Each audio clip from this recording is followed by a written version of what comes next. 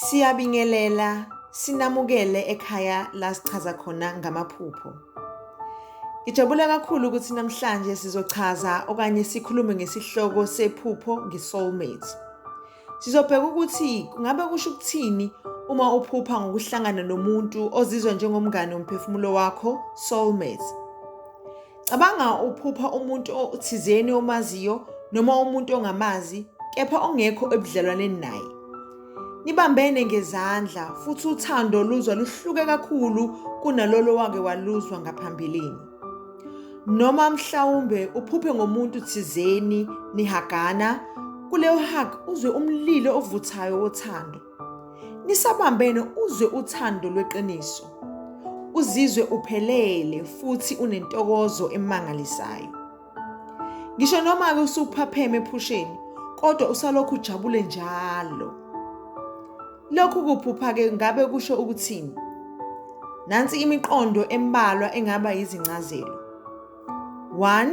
Isifiso sobudlelwane obuseduze, desire for connection. Amaphupho anjalo avama ukukhombisa isifiso esijulile sobudlelwane obukhulu empilweni yakho.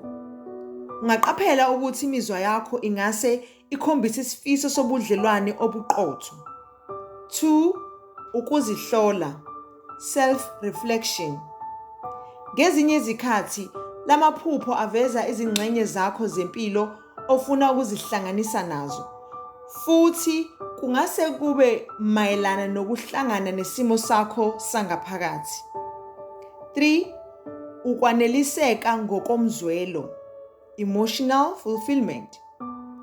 Iphupho lakho lingakukhombisa okudingayo ngokomzwelo noma ngokomoya. Likhumbuza ukuthi kufanele unake imizwa yakho yangaphakathi nezifiso zakho. Ingabe leli phupho lixhumana kanjani nesimo sakho samanje? Thatha isikhathi ucabange ngalo. Lokhu kungase kukulethele ukuqonda kwezimfuno zakho ngokomzwelo noma ngokobudlelwane. Ingabe likhona iphupho ofisa incazelo ngalo? Bhala kwi-comment section. Siyobe sesikunikeza ukuthi lingabe lisho ukuthini.